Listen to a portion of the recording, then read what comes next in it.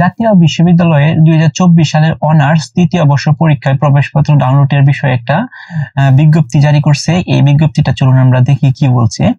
এখানে বলছে সংশ্লিষ্ট সকলকে জানানো যাচ্ছে যে 2024 সালের অনার্স তৃতীয় বর্ষ পরীক্ষা এক্সাম ম্যানেজমেন্ট সিস্টেম ইএমএস অর্থাৎ সফটওয়্যারের মাধ্যমে আগামী 11/12/2025 তারিখ হতে অনুষ্ঠিত হবে। মানে 11 তারিখ যে অনার্স পরীক্ষাটা শুরু হবে, উক্ত পরীক্ষার প্রবেশপত্র পরীক্ষার নিয়ন্ত্রণ ডিজিটাল স্বাক্ষর সহ 3/12/2025 তারিখ সন্ধ্যা 7টা প্রকাশ হবে।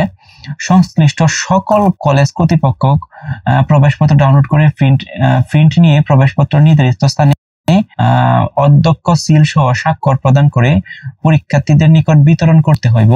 প্রবেশপত্র বিতরণের সময় অবশ্যই প্রবেশপত্রের ছবির সাথে পরীক্ষার্থীর চেহারা মিলিয়ে নিতে হবে এবং রেজিস্ট্রেশন রোল নাম্বার ঠিক আছে কিনা যাচাই করে প্রবেশপত্র বিতরণের ব্যবস্থা নিতে হবে। উল্লেখ্য যে কোনো বৈধ পরীক্ষার্থী প্রবেশপত্র পাওয়া না গেলে বা প্রবেশপত্র কোনো প্রকার ভুল দৃষ্টিগোচর হলে তাহলে আগামী 7/12/2025 তারিখের মধ্যে অধ্যক্ষের সুপারিশ সহ পরীক্ষক নিয়ন্ত্রক জাতীয় বিশ্ববিদ্যালয় বরাবর আবেদন করতে হবে।